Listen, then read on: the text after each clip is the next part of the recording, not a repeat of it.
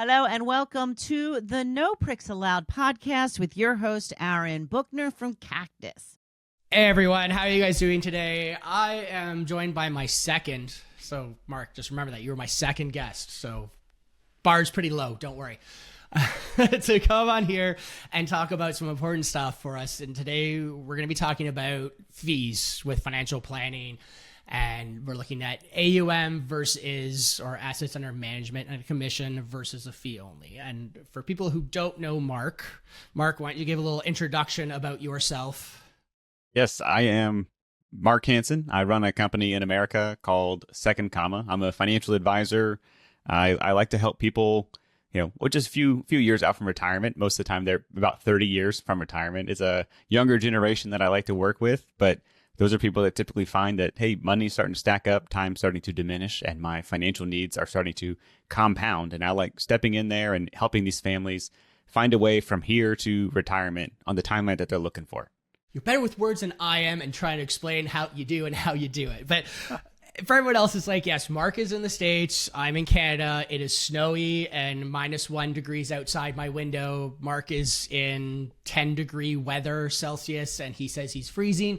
So I give him no sympathy for that points. But I had Mark come on here because we kind of structure our businesses the same in terms of the people we try and help. We're both aimed towards family, people who are in the 30-year time frame, the 30 to 50-year time frame, and probably more, I'd say, the big picture thinkers, people who want not just general investment advice or general life insurance advice, but want full financial plan of, okay, what do I have to do over the next 30, 40 years to get what is my ultimate goal at the end in terms of achieving it? Would I be right in that one, Mark?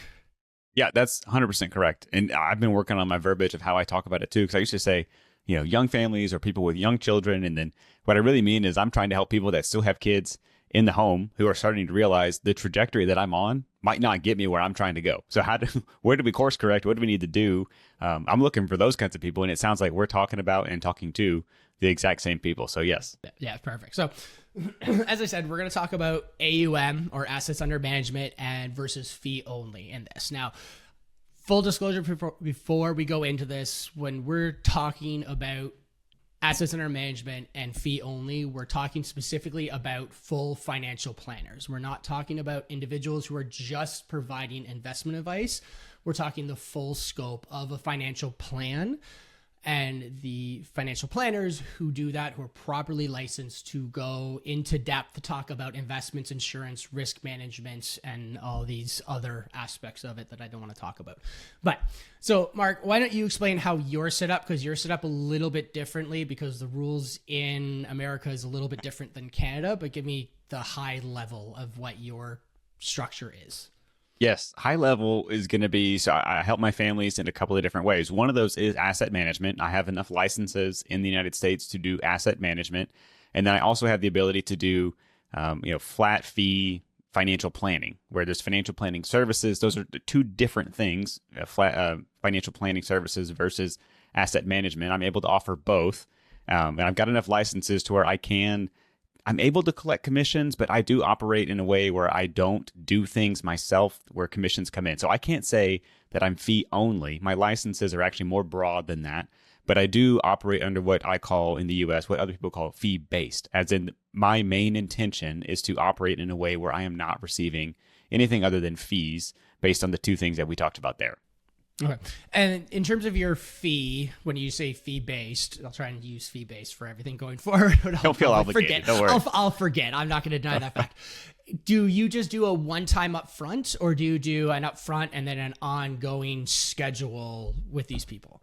Most of my people that I work with, as in my target, is to work with somebody on an ongoing basis, to help them kind of course correct, turn the ship around, whatever metaphor we want to say, and then to actually, steer. I was going to say drive the ship. You don't drive a ship, you steer a ship. I was going to help them steer the ship from wherever they are all the way out to retirement. The goal is to go from here to successful retirement.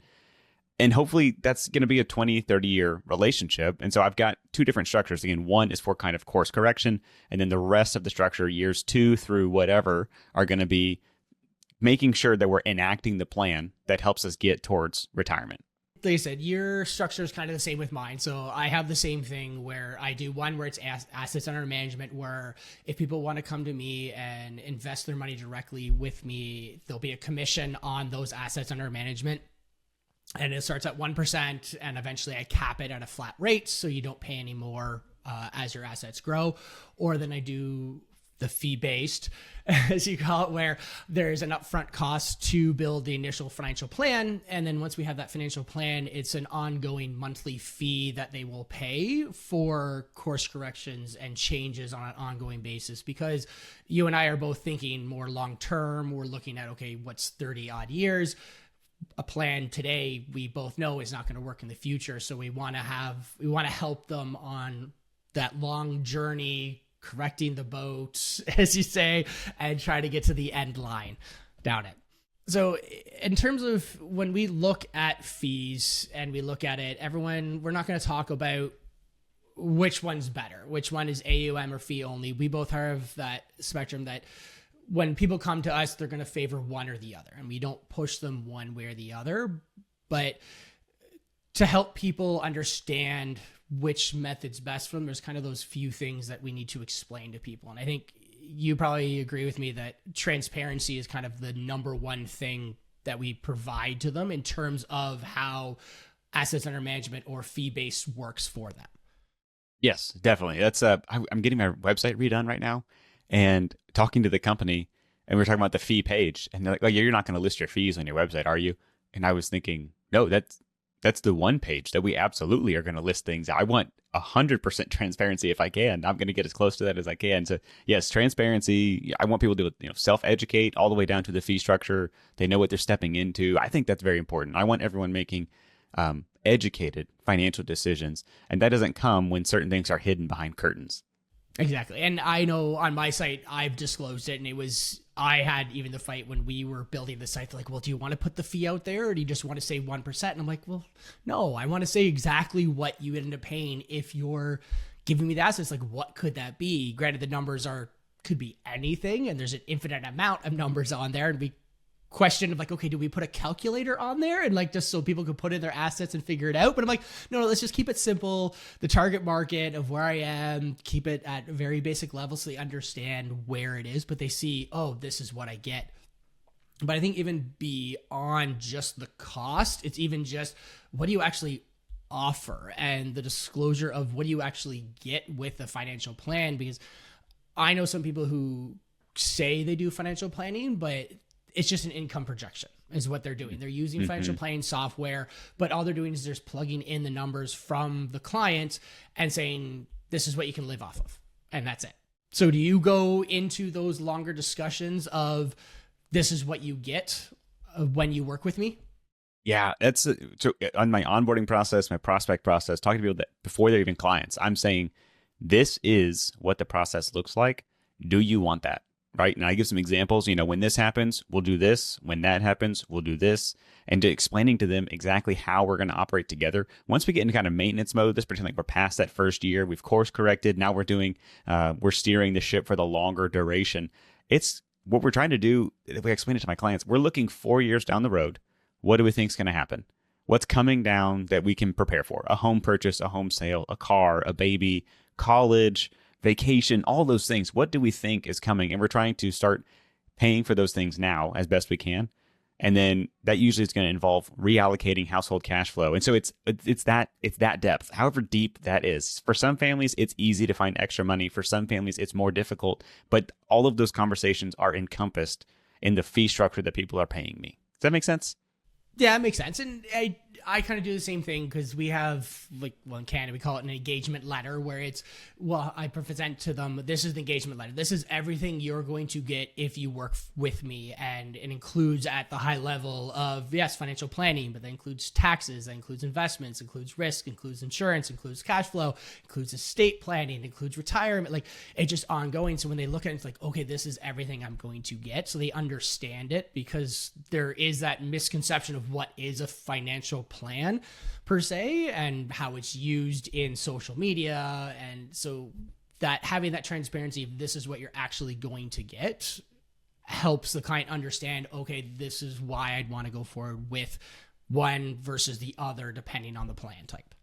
Yeah. Now, in Canada, are you guys as advisors, just talking about the licenses to be an advisor, are you able to give tax advice?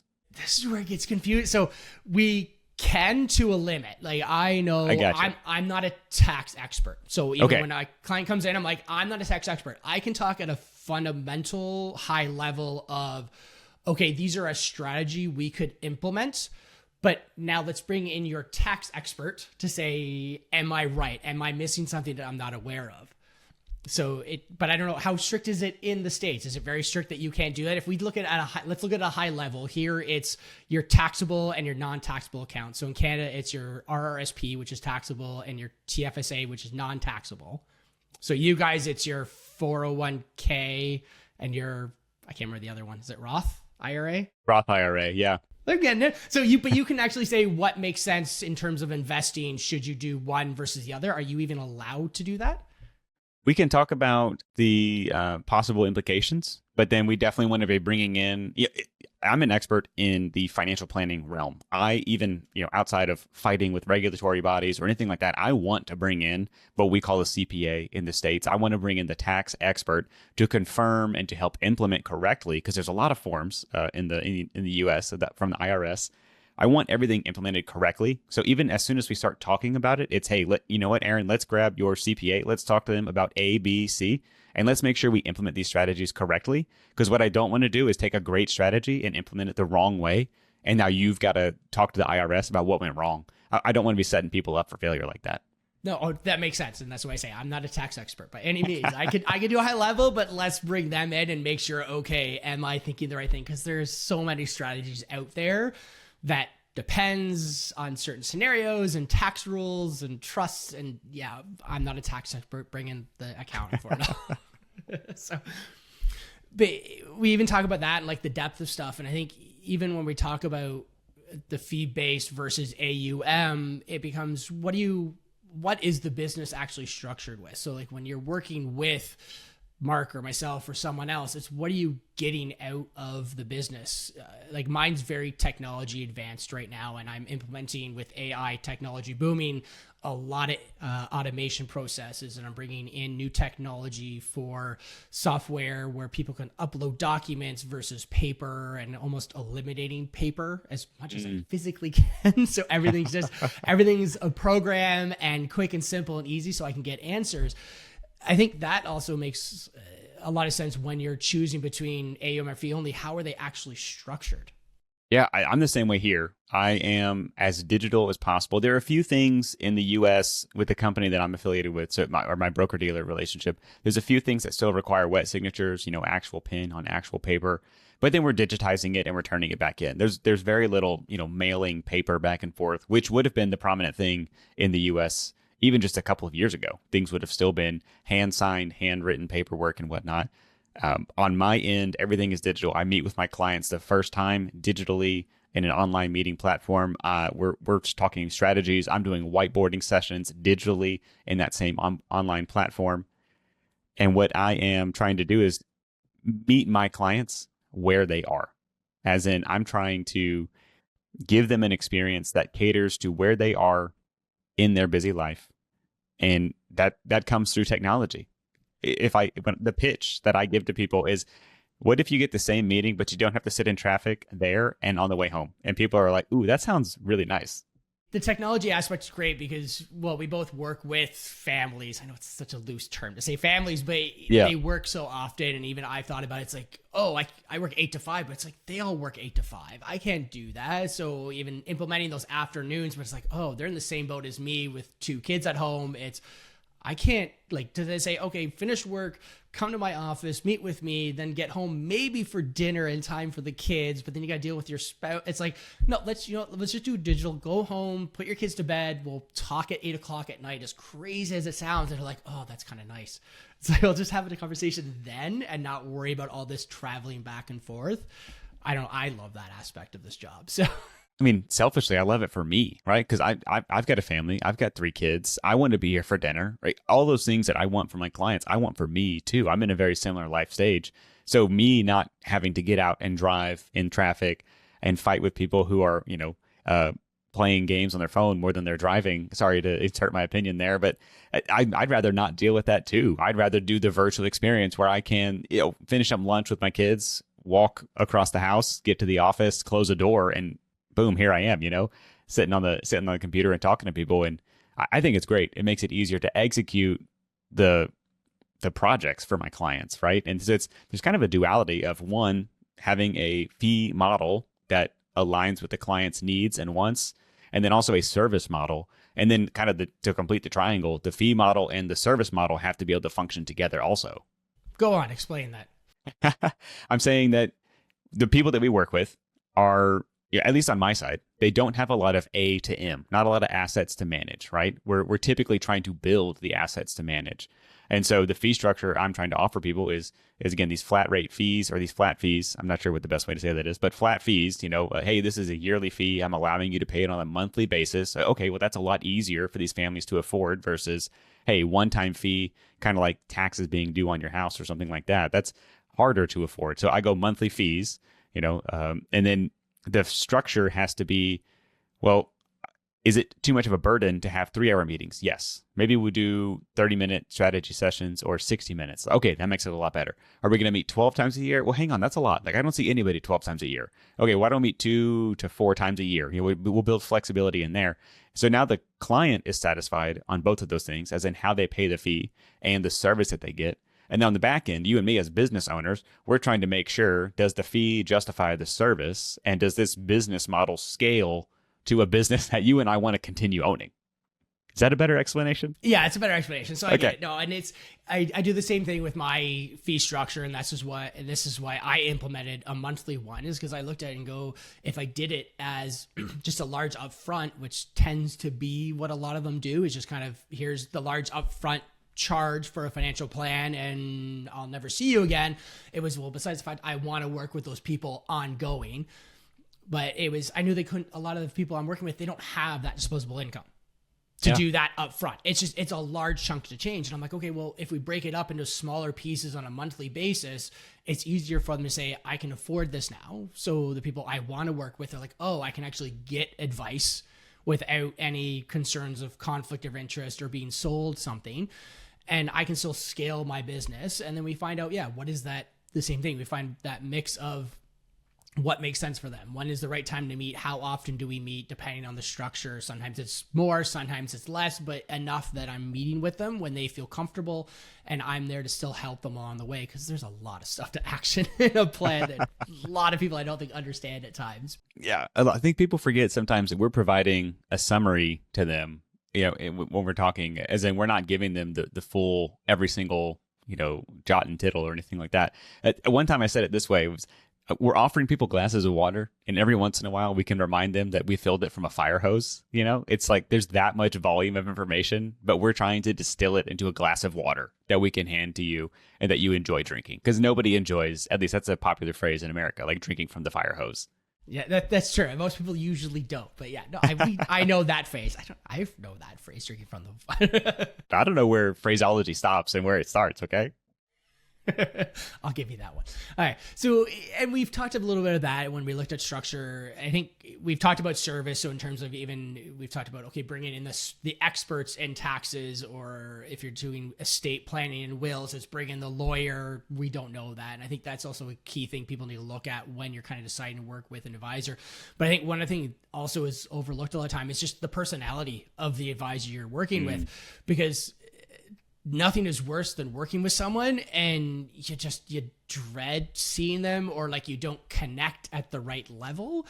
And I know for us, even when we meet with clients, it's, do we even connect with them is always something I'm concerned about. Is like, do you have this, are you looking at financial planning the same way I'm looking at it? And do you understand what I'm trying to build for you and do? And I've turned clients away because we just didn't connect. But I think a lot of people need to think about that, go, who is this person and do I actually connect with them at a certain level?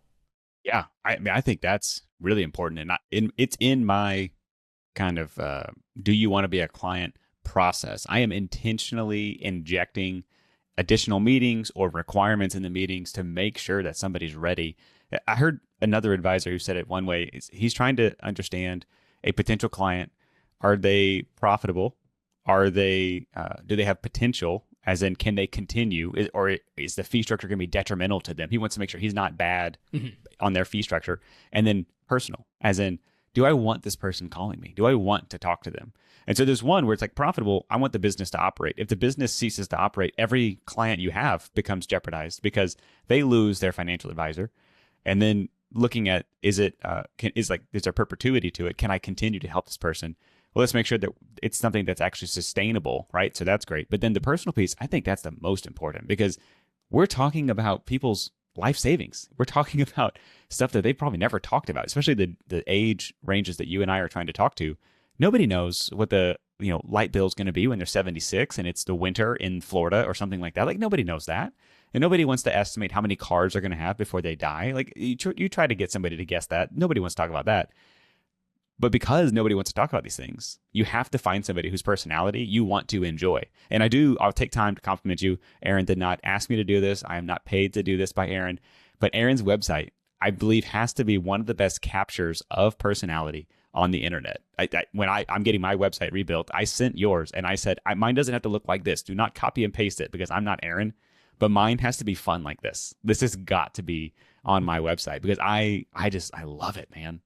No, trust me, I love it. It's like building that website was the greatest thing, and rebranding it. Say, you know what, I'm going to instill myself out there as much as possible because that's really mine. Is I know a lot of planners, they'll do when they look at clients is, okay, are you in a certain position? Are you a doctor, a lawyer, like a high-end profession? Or they'll say, do you have so much money under your belt? Or they'll say, okay, I only work with retirees over age 65.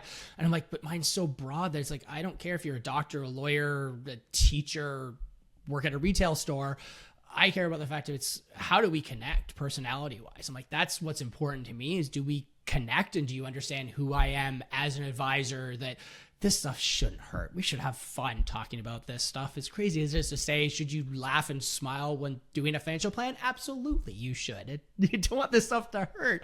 So I need that personality gap to it. And then, yeah, there's the other things that, like you said, there's, okay, does it make sense for them? Viability is just like, you know what, you need a plan, but it's just too costly and it's going to hurt you way too much that here's some advice to help you as much as I physically can, but it just doesn't feel right at times. But I also hate rejecting people. So that's the hardest thing to do. Yeah, that's really hard. When the worst I've ever felt in this career is when I want to help somebody and I see that they want help and they don't want help. Mm-hmm. That is the hardest piece for me. Does that land with you? Yeah, that lands. And I have it with clients who even they want to say, they want to work, everything. I kind of say, yeah, you have that first initial great meeting and you're with them. They're like, they seem to be 100% on board. And you're like, okay, now I need this information so we can start building the plan. And they just drag their feet. Mm-hmm. And it's like, you know, they need help. They took the initial step. It's like, why won't you come and just get this help? And like you feel bad because then you're bugging them constantly. Like you're sending them emails and saying, hey, do you still want to do this? Like, do you still want to go forward? What's holding it up? And you're trying to like figure out what is that one pain point through email, nonetheless, of why won't you give me this information that like, what am I missing that you won't tell me? And it does hurt because you want to help them and you know they're in a bad situation, because if you're sitting down with a financial planner, you've made that conscious decision of, I need help. I can't figure this out myself. I need a professional to help. So something has triggered it and it's just bad. It's like, well, why? Something's still holding you back, but what is it? Yeah. Getting into that can be that's a whole other podcast or a series of podcasts trying to understand what is stopping people from doing the things that they know that they should do. Psychologists have probably been trying to figure this stuff out forever. This stuff. So I'm going to go back to what we were talking about before. We really went on a deep tangent, but that was a great tangent, by the way. But I would say, I guess the next question is, because we both work with the AUM and the fee-based, do you think for clients looking for a new advisor, should that be their initial first guess? Like when they're looking to find an advisor, is just find out who's working AUM versus fee-based? I mean, I think for me, thinking through the people, if I'm acting as one of my ideal clients, I don't have any assets to manage. So finding somebody who's doing asset management, I mean, just quite frankly, my story, you know, I got in with quote unquote my dad's guy, right? You know, undid the paperwork or, whatever stuff he said. And he let me in with his minimums and whatnot. And I didn't enjoy that. I didn't have enough assets to put under management to enact the strategies that he was doing on his larger accounts. And I didn't enjoy that because my accounts were not doing anything good. They kind of fell by the wayside because I was too small of a fish in his pond, if that makes sense. Mm-hmm. And what made a lot more sense was when I actually bumped into someone who was charging a fee structure that met me where I was in my current life stage. And so I would, because that worked for me, because I found something so much better than trying to quote unquote use my dad's guy, right? Who was doing a great job for my dad. If we want to say that, I can give him credit for that. But I would say, what do you have? What is your biggest asset? Where can you get the advice? What can you use to pay for the advice? If you have assets to manage and that can offset or pay for your fees, then great. I think you can do that. And then you're looking for a personality. If you don't have the assets to manage yet, that's still one of your goals, to build up the assets to manage, then I would say you're trying to find somebody who's got a fee structure that allows you to pay from your existing household monthly cash flow, and then you're paying somebody. But I'll encourage everybody all the time, only pay somebody who you want to work with and who you think gives you high quality work. You're going to work, you're trading your life, your time for dollars. Don't take those dollars and waste them. Only give them to somebody that you really trust to do something with those dollars and to give you value in return. Exactly. I'll put my soapbox away. And I think it's the same thing. It's like you shouldn't. You see it online where they're like, "Oh, only work with a fee only. Don't do an AUM because they're just salesmen." And I'm like, but I think it goes back to what we talked about at the beginning. You can find good and bad in both piles. There's always a rotten apple in the pile, regardless which one it is. But it's figuring out which. It's kind of, we go back, it's like, who's the one who's disclosing all their fees? Who's the one that's giving you full transparency on how they're paid? Who's the one who's giving you the details of, this is all the stuff I do along the way, and this is how, am I a one time and I'm done, or am I an ongoing person? And I think a lot of it is you shouldn't discount one versus the other because you feel there's a conflict or you're going to be sold. It should be, the personality and who's giving you the right information is the way almost I look at it. And then, it becomes a cost factor as well. It's becomes that issue of what makes more sense from you financially as well as personally. Yeah. And I think conceptually, if we're talking about, these are people who, I think you said it earlier, they're realizing that they need help because they can't do this on their own, or they want somebody to take over because they want to free up some of their time. They don't want to manage their finances anymore. They want someone to give them the answers.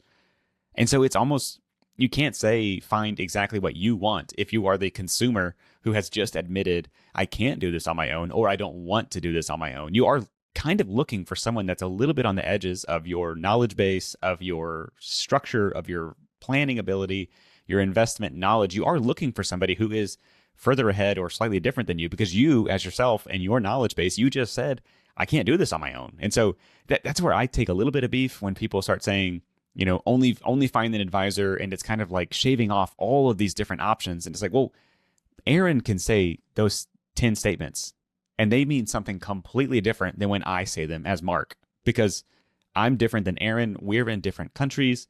We're different ages. We serve slightly different people. Like, it's so difficult to try to take it and it's like, oh, here's these 10 statements, and you need to find somebody that fits in those statements, because I think it really comes down to, again, this is people's retirement. It's going to be their eventual biggest asset, and they need to find somebody that they can trust with it.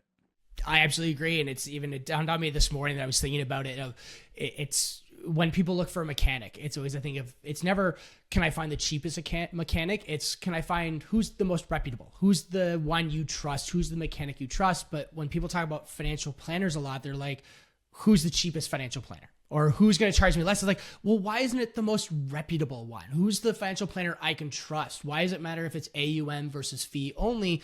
As long as you can trust them and you understand what am I paying and you connect with them. I'm like, that's the end goal we're trying to achieve here. It's not to say you should do AUM or fee only. It's who's the person you can trust in the end of the day, that you can say, I can go here and say, I trust this person with my financial decisions and helping me reach those goals, because we're playing with people's lives almost here. We're taking their livelihood, their future, and saying, this is how you get there. It's a challenging role and a stressful role. I don't know about you, Mark, but I get stressed when I financial plan a lot. Kind of the gray hairs forming in here, but it's stressful. Well, I'm wearing the hat. Yeah. It's stressful at times. Like probably one of the most stressful times is just before I meet a client to go over the financial plan is, did I do everything? Did I miss something? Did I forget this? Was this actually the right choice? And thinking about, okay, am I actually doing what's right by my client, and thinking about every detail. And I think that's what people need to think about, is not what's the cost. Yes, it's important, but all these other things need to be taken into consideration first. Absolutely. And I think what you want is somebody who's willing to think about your finances like that. Yeah, I want somebody thinking about my finances in that way. What I am less inclined to desire is, oh, this is exactly what you need to do. This is the perfect plan. This is a guaranteed plan. Like, there are no perfect plans. There are no guaranteed outcomes. Me and Aaron, we're not in control to the extent that we can make a plan and then force it to happen that way, because that is true, because we aren't in control. What you need is somebody who's willing to sit there and ponder and think long enough. Did I account for all of the variables? Has everything been taken into account? Do I truly believe this is the best thing for this client in their current situation?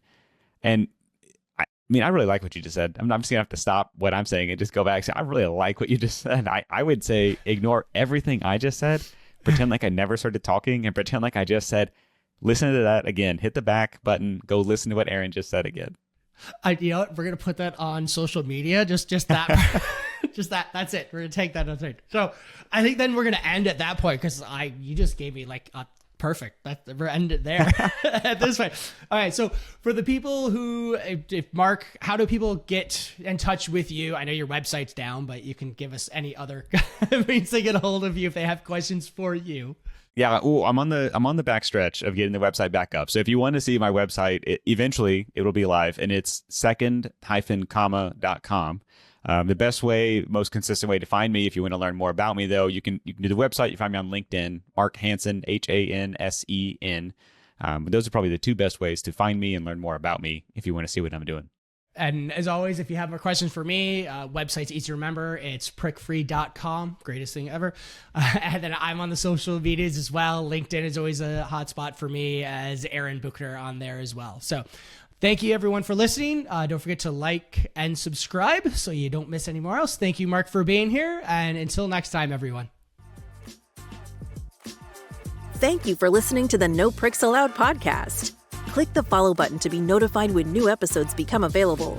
Visit our website at www.prickfree.com or give us a call at 613-876-9899. And don't forget to click the follow button to be notified when new episodes become available. The information covered and posted represents the views and opinions of the guest and does not necessarily represent the views or opinions of Cactus. The content has been made available for informational and educational purposes only. The content is not intended to be a substitute for professional investing advice. Always seek the advice of your financial advisor or other qualified financial service provider with any questions you may have regarding your investment planning. The contents of this podcast do not constitute an offer or solicitation for residence in any other jurisdiction where either Aaron Buchner and/or Sterling Mutuals is not registered or permitted to conduct business. The opinions expressed are those of the authors and do not necessarily reflect the views or opinions of Sterling Mutuals, Inc. Mutual funds provided through Sterling Mutuals, Inc. Commissions, trailing commissions, management fees, and expenses all may be associated with mutual fund investments. Please read the prospectus carefully before investing. Mutual funds are not guaranteed, their values fluctuate frequently, and past performance may not be repeated. The opinions voiced in this episode are for general information only and are not intended to provide specific advice or recommendations to any individual or entity. Any depictions made in this podcast are hypothetical only. For a comprehensive review of your personal situation, consult with your financial or tax advisor before investing. Cetera does not provide any tax or legal advice. Securities and advisory services are offered through Cetera Advisor Networks, LLC, member FINRA SIPC, a broker-dealer and registered investment advisor. Cetera is under separate ownership from any other named entity. Neither the co-host nor its guests are affiliated with Cetera Advisor Networks, LLC. Any information they provide is unrelated to Cetera Advisor Networks, LLC, or its registered representatives. Mark Hansen, Financial Planner, 275 Wood, Teakwood Lane, Plano, Texas, 75075.